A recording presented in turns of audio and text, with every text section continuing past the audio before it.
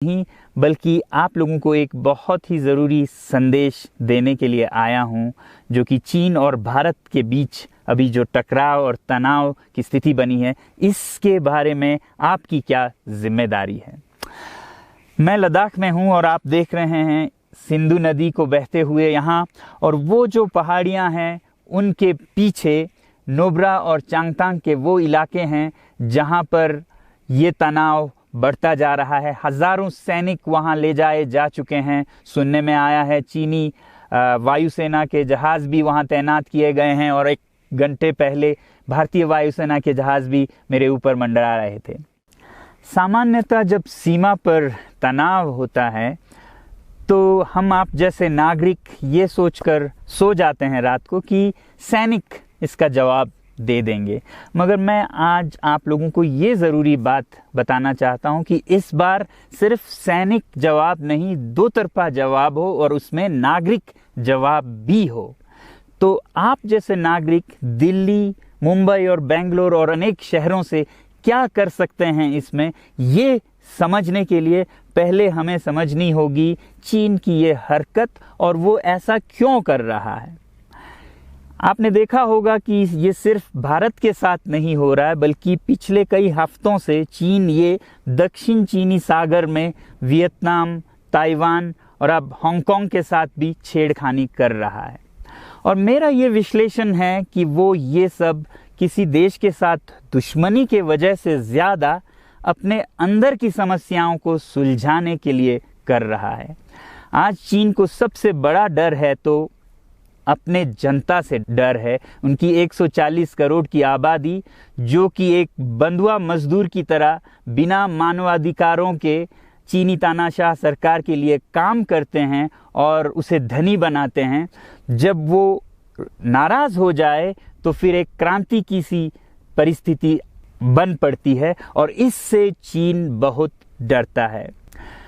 आज कोरोना के प्रकोप के बाद चीन में फैक्ट्रियां बंद हैं, एक्सपोर्ट्स बंद हैं और बेरोजगारी 20% तक बढ़ चुकी है। लोग बहुत नाराज़ हैं, क्रांति हो सकती है, तख्ता पलट हो सकता है। इसीलिए चीन पड़ोसियों से दुश्मनी करके अपनी जनता को अपने साथ जोड़ने में लगा हुआ है, और ये पहली बार नहीं कर रहा है। 1962 में जब भारत के साथ जंग की तो वो जंग भी उसने अपने जनता को संभालने के लिए की थी। तब 4 साल का अकाल और भूखमरी हुई थी, और इससे ध्यान हटाने के लिए ये जंग की थी।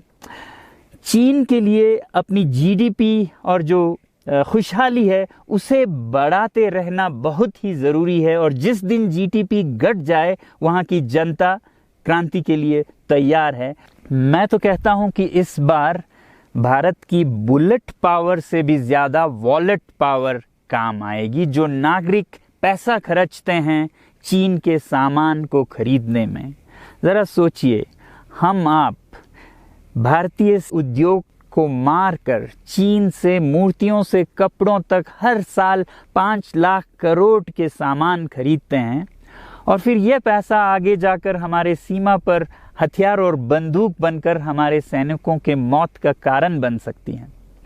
तो इसलिए अगर हमारे देश के 130 करोड़ लोग और 3 करोड़ जो भारतीय बाहर के देशों में हैं, सब मिलकर भारत में और बल्कि दुनिया भर में एक boycott made in China movement या अभियान शुरू करते हैं, तो आज दुनिया भर में चीन के प्रति रोष है।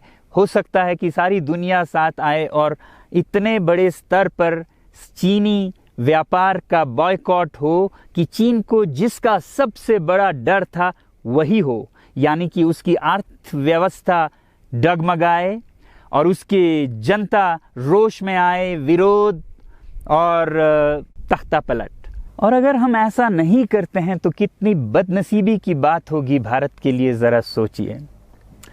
एक तरफ हमारे सेना सीमा पर जंग लड़ रही होगी और दूसरी तरफ हम आप चीनी सामान, मोबाइल से लेके कंप्यूटर्स, कपड़ों से लेके खिलौनों तक को खरीद कर उनकी सेना को पैसा भेज रहे होंगे, चीन की सेना को।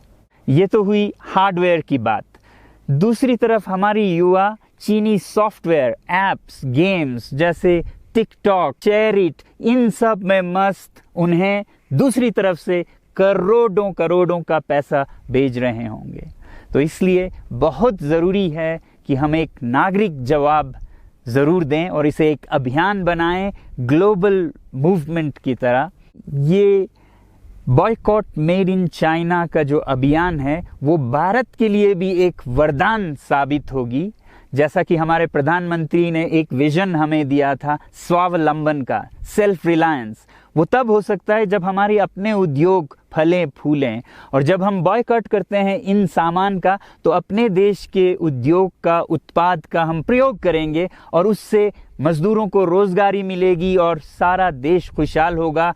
बजट होगा कि हम और अच्छी तरह से टक्कर ले सकें सीमा पर भी। तो इसके लिए मैं आप लोगों से अपील करता हूं कि जहां तक ऐप्स और सॉफ्टवेयर की बात है तो हमारे युवाओं को एक हफ्ते में उन्हें अनइंस्टॉल करना चाहिए। Boycott made in China, software in a week and hardware in a year. क्योंकि साजो सामान के लिए वक्त लगेगा हमारे अपने देश से और बाहर से विकल्प निकलने तक, तो उसे हम एक साल के अंदर कर सकते हैं। तो ये हम न सिर्फ अपना प्रतिज्ञा करें बल्कि 100 और लोगों को इसके बारे में समझाएं, शेयर करें सोशल मीडिया पर, और हमारी जो मीडिया है वो जनता तक, देश के कोने कोने तक पहुंचाए।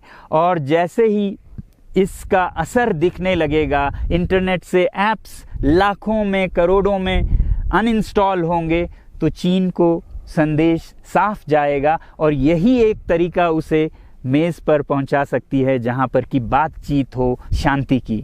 तो जाते जाते मैं ये बता दूं कि मैं क्या करने जा रहा हूं।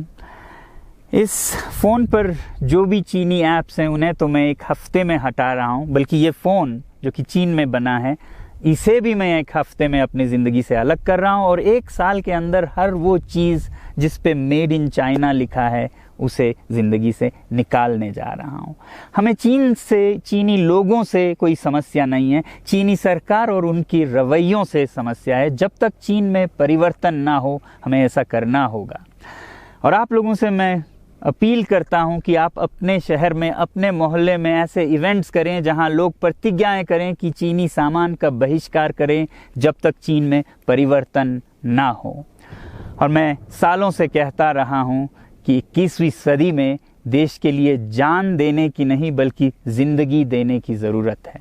लद्दाख में बढ़ते हुए ये देश के लिए जान देने का कारोबार बहुत देखा, और जहां एक तरफ मैं सलाम करता हूं उन लोगों के लिए, उन लोगों को जिन्होंने देश के लिए जान दिया, मगर इस 21वीं सदी में मेरा ख्याल है कि देश के लिए जान देने की नहीं, ज़िंदगी देने की ज़रूरत है।